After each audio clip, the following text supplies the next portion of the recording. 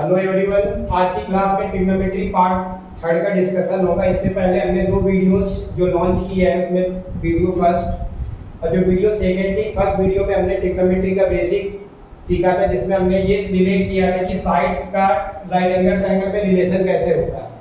जो हमारी second table थी, तो सेकेंड जो वीडियो लॉन्च की उसमें हमने ये देखा कि टेबल में ट्रिग्नोमेट्री को अप्लाई कैसे करते हैं। जो थर्ड वीडियो है, इसमें ट्रिग्नोमेट्री आइडेंटिटीज, जो हमारी बेसिक आइडेंटिटीज होती है, उनकी हेल्प से हम प्रूविंग वाले क्वेश्चंस कैसे करते हैं। तो जो हमारी ट्रिग्नोमेट्री आइडेंटिटीज होती हैं, वो ओनली 3 आइडेंटिटीज है, जिसके थ्रू हम इन सारी प्रॉब्लम को सॉर्ट आउट करेंगे। मैक्सिमम कुछ जो सम आइडेंटिटीज है वो अलजेब्रा की यूज होंगी। इसके बाद मेन जो आपकी आइडेंटिटीज है, ओनली 3 आइडेंटिटीज है। First one sin square theta plus cos square theta is equal to 1। Second one 1 plus tan square theta is equal to sec square theta. And last one 1 plus cot square theta is equal to cosec square theta. ये जो identities है, ये all same angle के लिए है। जैसे यहाँ पे थीटा है तो यहाँ भी थीटा है, साइन के पास थीटा है, cos के पास थीटा है, tan के पास थीटा है, cot के पास थीटा है, sec के पास थीटा है, cot के पास और cosec के पास, यानी सेम एंगल के लिए ये ट्रिग्नोमेट्री आइडेंटिटी वर्क करती है। और हमने देखा कि ये तीनों आइडेंटिटी स्क्वायर के फॉर्म में है। अगर हम फर्स्ट आइडेंटिटी को थोड़ा बहुत सिंपलीफाई करते हैं, तो ट्रांसपोज करके यहाँ से हम साइन को ट्रांसपोज करके cos स्क्वायर की वैल्यू निकाल सकते हैं। अगर मैंने cos स्क्वायर को ट्रांसपोज किया तो sin स्क्वायर की वैल्यू निकाल सकता हूँ। तो फर्स्ट को थोड़ा सा मॉडिफाई करते हैं। जैसे मैंने sec square theta find out किया, तो यहाँ से आ जाएगा 1 minus sin square theta. Similarly अगर मैंने cos को ट्रांसफर किया, तो यहाँ से वैल्यू आ जाएगी sin square theta is equal to 1 minus cos square theta.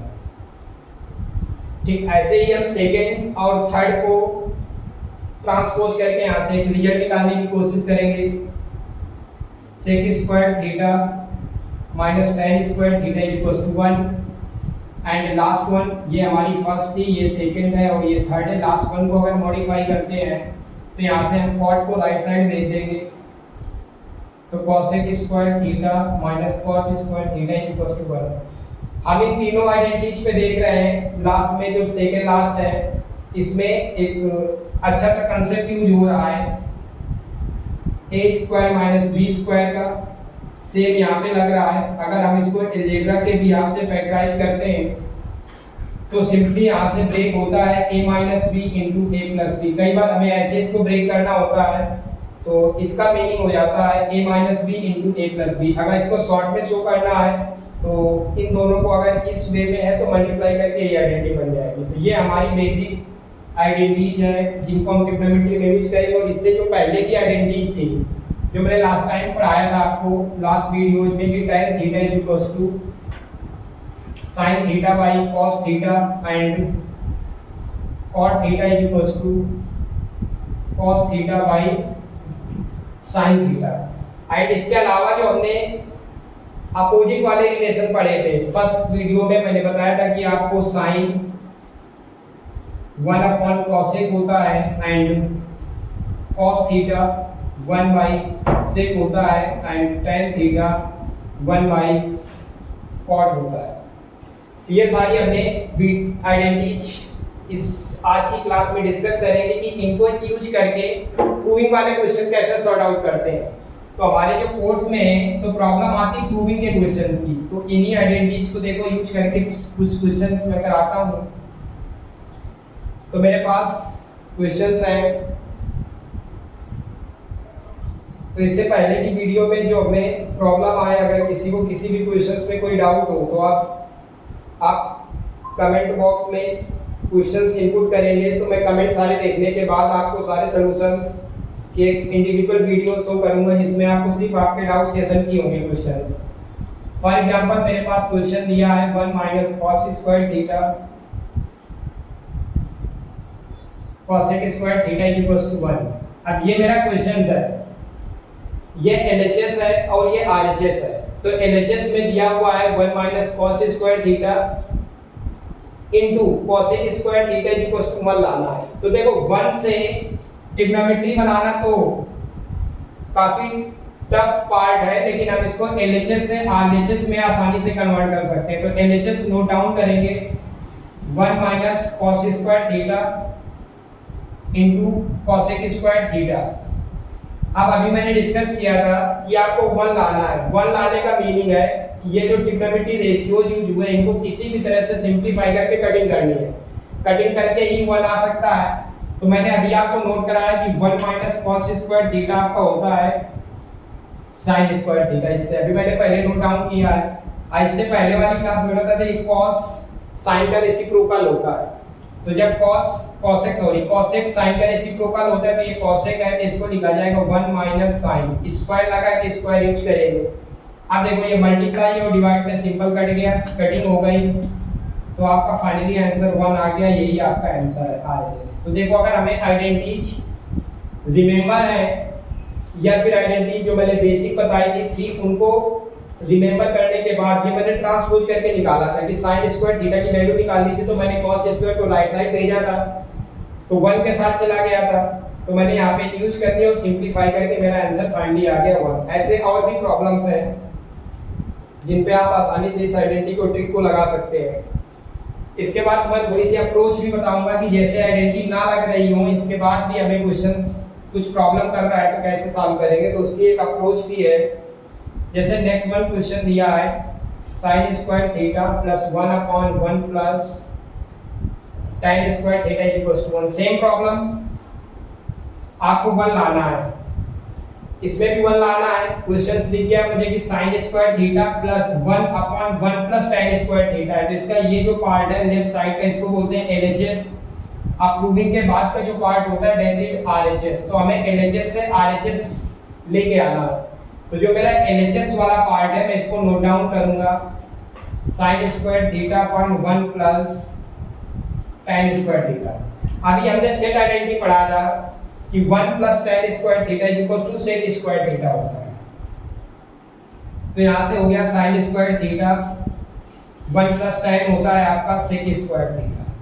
अब 1 बाई सेक मैंने अभी डिस्कस किया कि 1 बाई जो सेक है वो cos का रेसिप्रोकल है, तो ये सिंपली हो जाएगा आपका cos i स्क्वायर लगा है तो स्क्वायर यूज करेंगे। और ये फर्स्ट आइडेंटिटी है sin square theta plus cos square theta is equal to 1 is equal to RHS। तो कितना आसानी से हम सिंपलीफाई कर पा रहे हैं क्वेश्चंस को। बस हमें आइडेंटिटीज में से प्रूविंग को मेन फोकस करना है कि मुझे लाना क्या है RHS में। अगर मुझे ये पता है कि मुझे रिजल्ट ये लाना तो मेरी 90% प्रॉब्लम तो यही सॉल्व हो जाती है कि मुझे लाना एक्चुअली में क्या है। मेरे पास ऑलरेडी आंसर्स है, क्वेश्चंस में भी है, क्वेश्चन खुद ही डिस्क्राइब करता है कि मुझे लेके आओ, दैट मींस ये आंसर है। तो अब मुझे ये पता चल गया कि यहाँ पे ट्रिग्नोमेट्री वर्ड नहीं लाना। अगर ट्रिग्नोमेट्री वर्ड लाना होता तो मेरे लिए थोड़ा सा और इमेजिनेशन करनी पड़ती कि एक्चुअली में चल क्या रहा है। 1 लाना है, इसका मीनिंग है कि ट्रिग्नोमेट्री मुझे पूरा रेशियोज को सिंपलीफाई करना है। तो मेरा पूरा टेंशन गया कि मैं इनको सिंपलीफाई करने की कोशिश करूं। तो यहाँ पे देखो sin स्क्वायर है, ये 1 तभी बनता जब ये cos स्क्वायर होता। तो मैंने cos लाने के लिए मैंने सोचा यहाँ sec होना चाहिए, तो ये sec का ही ब्रेक लिखा हुआ था, मैंने sec लिखा, sec को मैंने cos बना दिया, cos के बाद आइडेंटिटी आ गई और फाइनली आंसर। ऐसे और भी प्रॉब्लम्स हैं। तो जो प्रूविंग वाले क्वेश्चंस होते हैं उसमें हमें अपना एक्स्ट्रा एफर्ट नहीं लगाना। जो भी हमें क्वेश्चंस दिया है वो खुद ही बताता है कि मुझे सॉल्व करना है। अब जैसे नेक्स्ट वन क्वेश्चंस है, सो इजी क्वेश्चंस है 1 plus cot square theta upon 1 plus cosec theta is equal to cosec theta. देखो अभी जो मैंने प्रॉब्लम्स आपको कराई उसमें मैंने देखा कि LHS से RHS में 1 आ रहा था। अब इसमें क्या है कि जो LHS है वो भी ट्रिग्नोमेट्री फॉर्म में है, जो मेरा प्रूविंग वाला पार्ट है RHS ये भी ट्रिग्नोमेट्री फॉर्म में है। इसका मतलब मुझे cosec थीटा लाना है।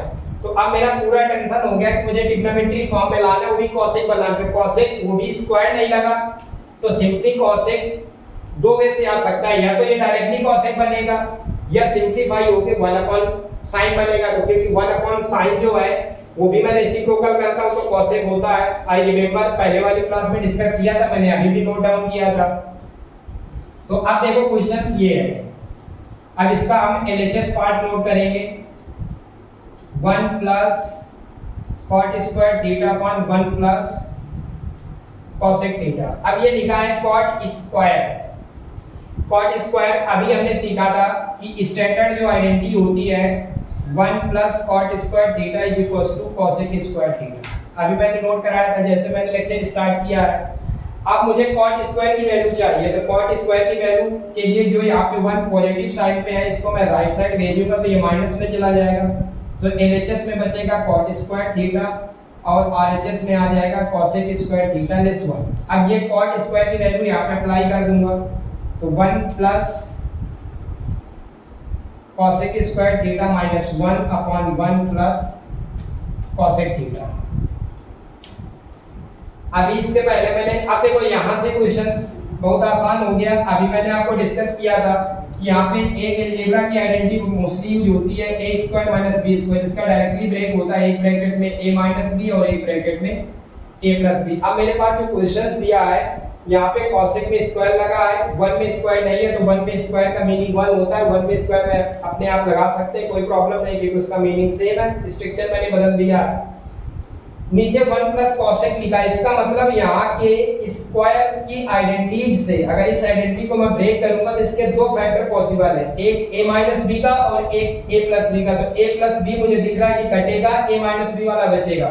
तो जो फर्दर इसके बाद का जो स्टेप्स होगा तो 1 प्लस तो रहेगा कॉपीराइट, इसके दो फैक्टर बन रहा है, एक तो बन रहा है कोसेक थीटा माइनस 1 और एक बन रहा है cosec theta plus 1 upon 1 plus cosec theta. अब ये देखो मल्टीप्लाई डिवाइड में सेम स्टेप कैंसिल हो गया, तो जो रिमेनिंग स्टेप बचा है उसको कॉपीराइट करेंगे 1 plus cosec theta minus 1, minus 1 से प्लस 1 कैंसिल, जो मुझे आंसर लाना था वो आ गया आरएचएस कोसेक थीटा आ गया। तो इस क्वेश्चंस में मैंने क्या डिस्कस किया या क्या देखा कि जो मेरा क्वेश्चन दिया था वो भी ट्रिग्नोमेट्री फॉर्म में है, जो आंसर लाना था वो भी ट्रिग्नोमेट्री फॉर्म में है। तो मैंने पहले से मेमोराइज किया कि एक्चुअली में मुझे लाना क्या है, लाना था कोसेक थीटा। मैंने आपसे बोला कि अगर मुझे ये पता हो कि एक्चुअली में लाना क्या है तो 90% प्रॉब्लम तो यही सॉल्व हो जाती है क्वेश्चन में। 10% में मेरी वर्किंग है, तो 10% मैंने जो आइडेंटिटीज रिमेंबर की है उन्हीं आइडेंटिटीज को मैंने क्वेश्चंस में यूज किया, बाकी सिंपल कैलकुलेशन है। इसके बाद नेक्स्ट क्वेश्चन देखते हैं। तो नेक्स्ट क्वेश्चन में क्या है देखिए,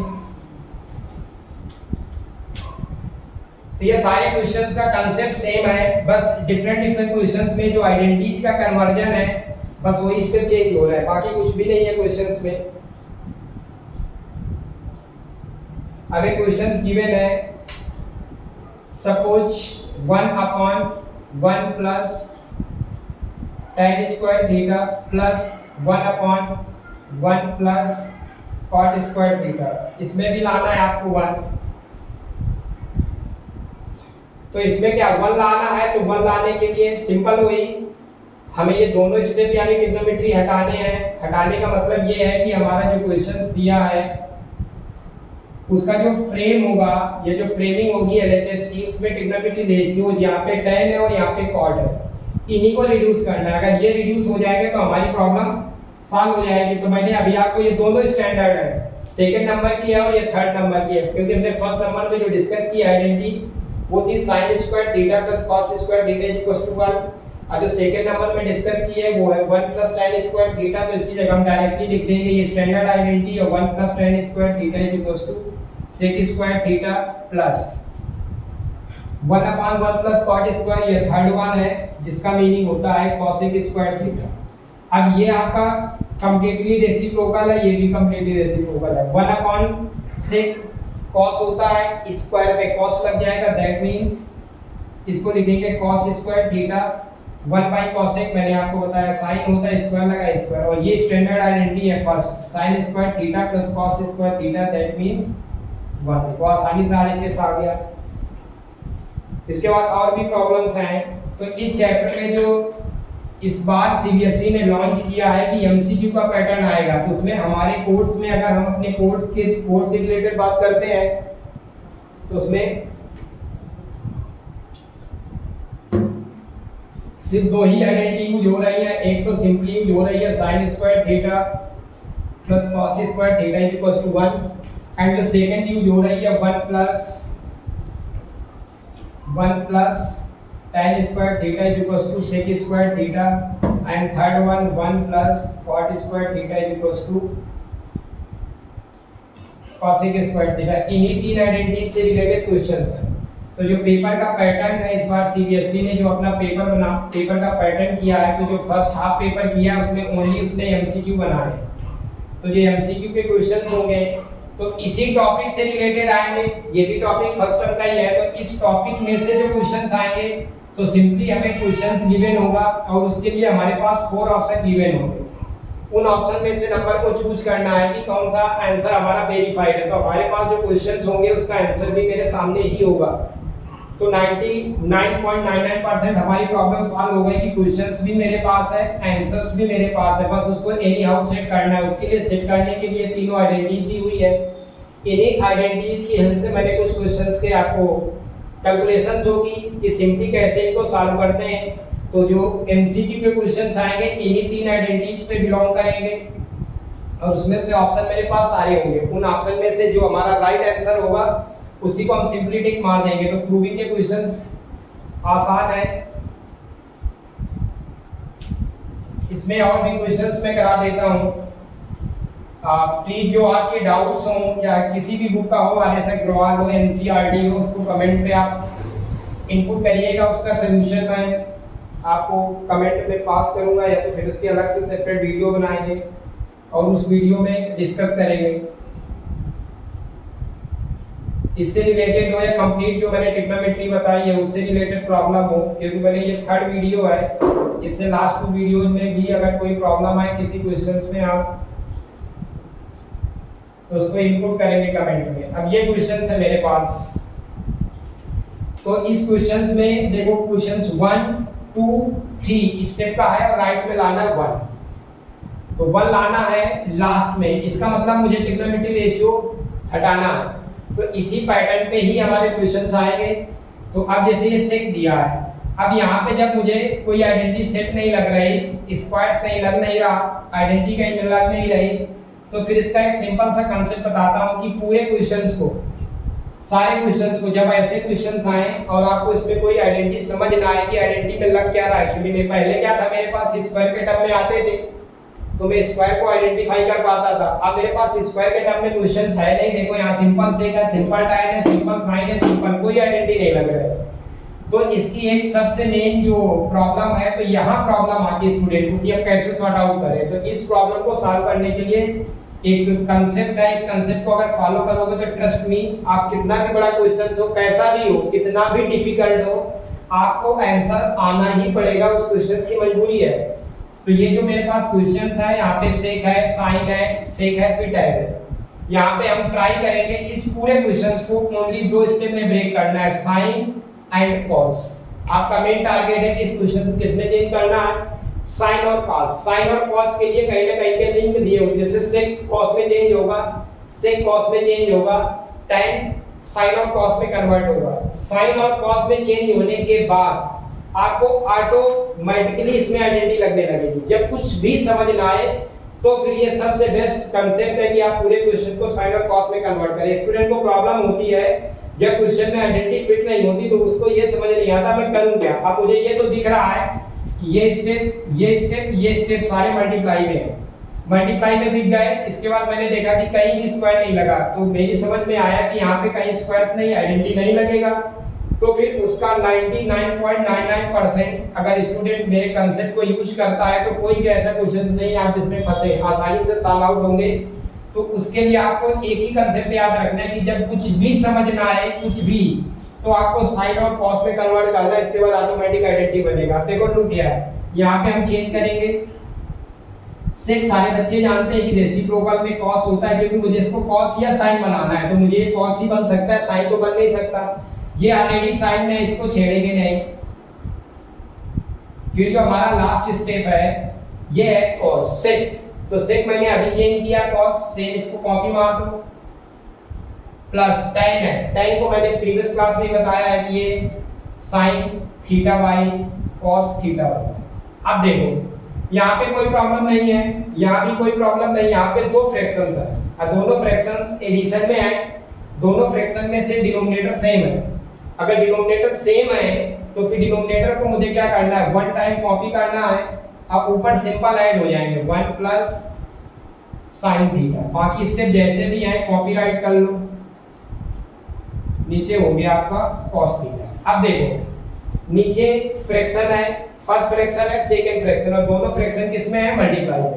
तो मल्टीप्लाई में है तो मल्टीप्लाई में फ्रैक्शन का रूल होता है कि ऊपर का ऊपर मल्टीप्लाई, नीचे का नीचे मल्टीप्लाई, सिंपल। तो ऊपर तो मुझे आइडेंटिटी दिख गई, मैंने स्टार्टिंग में आइडेंटिटी नोट कराई थी कि ये बोथ साइड से चलती है, a प्लस बी हो इनटू a माइनस बी हो, तो guys a square minus b square होता है। तो फ्रेंड्स ये आइडेंटिटी बोथ साइड से यूज होती है, LHS से RHS भी चलती है और RHS से LHS चलती है। इसका ट्रिग्नोमेट्री में ज्यादा रोल होता है प्रूविंग में। मैंने देखा a प्लस बी है, बीच में इनटू का साइन है, a minus b, simple identity लगेगी a square minus b square. तो a है आपका 1 का स्क्वायर, साइन का साइन स्क्वायर हो जाएगा, नीचे cos into cos cos square हो जाएगा, 1 का square 1 minus sine square theta by cos square theta. अब ये जो आपका 1 माइनस साइन स्क्वायर थीटा है, इसको मैंने अभी डिस्कस किया था कि ये cos होता है, तो cos स्क्वायर से कैंसिल आउट और रिजल्ट आ गया 1। यही लाना था RHS में, देखो आ गया आसानी से। तो मैंने इसका देखो कंसेप्ट बताया कि इस क्वेश्चंस को साइन और cos में चेंज किया, 99.99% प्रॉब्लम सॉल्व हो गई आपके सामने। ऑटोमेटिक हमें पैटर्न दिखेगा। इससे पहले क्वेश्चंस में समझ नहीं आ रहा था, मल्टीप्लाई नहीं करेंगे, गलती से मल्टीप्लाई नहीं करेंगे, मल्टीप्लाई करने से बहुत सारे स्टेप्स है, फिर कंफ्यूजन होगा। ये क्वेश्चंस मेरा पूरा बोर्ड फिल हो जाएगा, तो मल्टीप्लाई भी नहीं इसका हो पाएगा। इसलिए हमने कहा कि इसको सिंपल ही है कि आप इसको साइन और कॉस में कन्वर्ट करें।